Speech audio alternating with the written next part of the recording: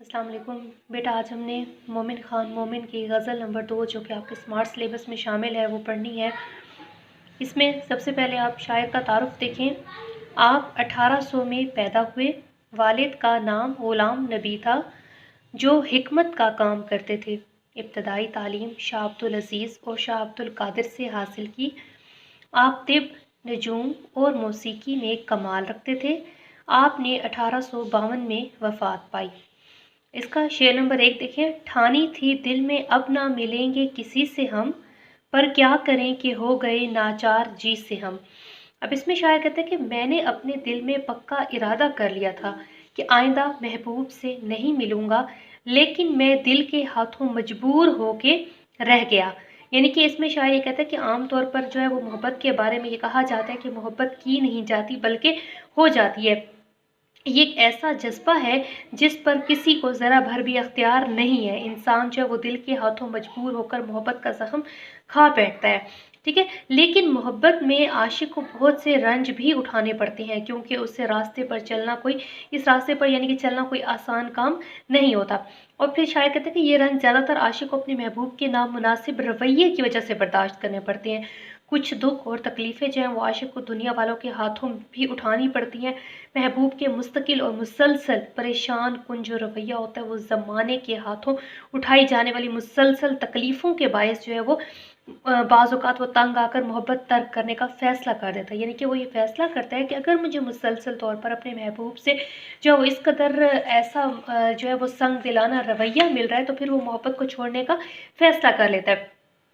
फिर शायर ये कहते हैं कि तर्क मोहब्बत के इस फैसले पर अमल करते हुए आशिक अपने महबूब से हर तरह का मेल जोल जो है वो ख़त्म भी कर देता है, लेकिन ज़्यादा देर तक वो अपने इस फैसले पर कायम नहीं रह सकता, क्योंकि महबूब की मोहब्बत को दिल से निकाल फेंकना उसके लिए कोई आसान काम नहीं है। यानी कि शायर कहते हैं कि वो जितना वक्त अपने महबूब से दूर रहने में गुजारता है उसको सख्त मेहनत करनी पड़ती है, उसको दिक्कत पेश आती है, उसको मुसलसल जो है वो तकलीफ़ उठाना पड़ती है, क्योंकि वो कहते हैं कि मैं दिल के हाथों बहुत ज़्यादा मजबूर हो जाता हूँ कि मैं अपने दिल में ये इरादा तो कर चुका हूँ कि मैं अब उससे नहीं मिलूँगा, लेकिन फिर भी मैं अपने दिल के हाथों जो है वो मुकम्मल तौर पर मजबूर हो जाता हूँ। यानी कि मेरा दिल दोबारा जो है वो मुझे मोहब्बत की राहों में घसीट कर लेकर आ जाता है। इसका शेर नंबर 1 देखिए।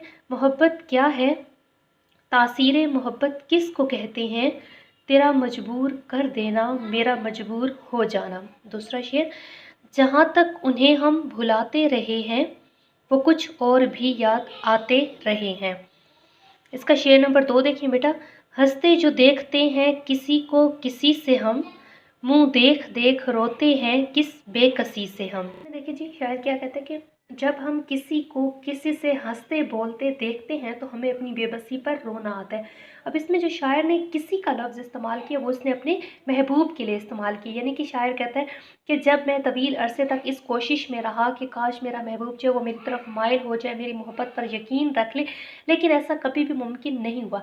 लेकिन शायर कहता है कि अगर कभी मेरे महबूब से अनबन हो जाती तो उसके बदले में अगर मैंने कभी अपनी महबूब को किसी दूसरे शख्स के साथ हंसते बोलते हुए देख लिया तो उसके बाद जो है वो मेरा दिल जो है वो हसद के मारे जलकर राख हो जाता है, क्योंकि मुझे ये बात किसी भी तरीके से गवारा नहीं है कि वो मेरा महबूब है और वो किसी दूसरे के साथ हंसकर बात करे, किसी दूसरे के साथ हंसकर वक्त गुजारे।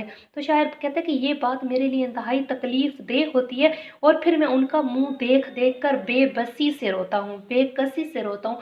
यानी कि जिस शख्स से वो बात हंस कर रहा होता है तो मैं उसी का ही मुंह बेकसी से देखते हुए रोता हूँ कि कितना खुशकिस्मत ये शख्स है जिससे मेरा महबूब जो वो हंस कर बात कर रहा है। मैं इतनी मिन्नतें इल्तिजाएं करने के बाद भी कभी मेरे महबूब ने मुझसे हंस कर गुफ्तगू नहीं की है। तो शायर कहते हैं कि ये वक्त मेरे लिए बहुत ही ज़्यादा तकलीफ दे, बहुत ही ज़्यादा अजियत नाक होता है कि जब मैं अपने महबूब को अपने अलावा किसी दूसरे से बातें करता हुआ देखता हूँ। अब इसके बेटा अशार देख ले। छोड़ा ना रश्क ने कि तेरे घर का नाम लूं, हर एक से पूछता हूँ कि जाऊँ किधर को मैं। दूसरा शेर। गले आपस में जब मिलते हैं दो बिछड़े हुए साथी, अदम हम बेसहारों को बड़ी तकलीफ होती है। इसका शेर नंबर 3। हमसे ना बोलो तुम, इसे क्या कहते हैं भला, इंसाफ कीजिए पूछते हैं आप ही से हम। अब इसमें देखें बेटा, शेर नंबर 3 में शायर क्या कहते हैं कि आपका मुझे ये कहना कि मुझसे ना बोला मुझसे ना बोलो या मुझसे बात ना किया करो। तो वो कहते हैं खुद ही इंसाफ बताओ कि आपके इस रवैये को हम क्या कहेंगे, ठीक है। अब इसमें जो है वो शायर क्या कहते हैं कि वो ये जो शेर है थोड़ा एक समझ लें कि इश्किया सा ही शेर है, कि इसमें शायर कहते हैं कि अपने महबूब के पास गया और उससे कहा कि मेहरबानी करो मुझसे बात करो, लेकिन महबूब जो है उससे नाराज़ था। ये नाराज़गी की वजह किस वजह से थी यानी कि, ठीक है। तो इसमें शेर कहते हैं कि उस शेर की तरफ इशारा करते हुए कहते हैं कि बड़े नाज़ो अंदाज से आशिक से कहा कि तुम हमसे ना बोला करो। तो शायर कहते हैं कि मैं उससे ये पूछता हूँ कि तुम अपने इस रवैये की मुझे वजह तो बताओ कि तुम अगर मुझसे इतने बेजार क्यों हो, ठीक है। तो वो कहते हैं तुम अपने ही रवैये के बाद ये इंसाफ करो, क्या तुम जो कुछ मुझे कह रहे हो वो सही है। यानी कि एक तो मैं तुम्हारी मोहब्बत में इस हद तक गिरफ्तार हो चुका हूँ कि मुझे दुनिया और आखिरत की कोई परवाह भी नहीं है। मैंने अपना आप मुकम्मल तौर पर इस मोहब्बत में आकर भुला दिया है। मैं लोगों के सामने जो है वो शर्मिंदा होकर रह गया हूँ, मेरी इज़्ज़त नाम की कोई चीज़ नहीं रह गई है। मैंने अपनी ज़िंदगी जो है वो दाँव पर लगा दी है। इसके बाद अगर मैं तुमसे अपने साथ गुफ्तगू करने को कहता हूँ तो तुमने मुझे फ़ौरन से आके ये जवाब दिया कि मैं तुमसे ना बोला करूँ। और तुम के शायर ये कहते हैं कि फिर अब तुम खुद ही इंसाफ करो, तुम्हारे इस रवैये की वजह क्या है, तुम्हारा ये रवैया क्या मेरे साथ दुरुस्त है कि एक शख्स तुम्हारी मोहब्बत में गिरफ्तार है, तुम्हारी हर एक बात मानने को तैयार, उसके बाद भी अगर तुम उसके साथ ऐसा रवैया अपनाते हो कि उससे कहते हो कि मुझसे बात ना किया करे, तो अपने इस रवैये की या तो मुझे वजह बताओ या फिर ये बताओ कि क्या तुम्हारा ये रवैया मेरे साथ दुरुस्त है या नहीं है। इसके बेटा दो शेर देखिए, तुम ही इंसाफ करो तुमसे जुदा रह कर भला, उम्र आराम से किस तरह गुजारे आशिक। दूसरा शेर, हर एक बात पे कहते हो तुम कि तू क्या है, तुम ही कहो कि ये अंदाज़े गुफ्तगू क्या है।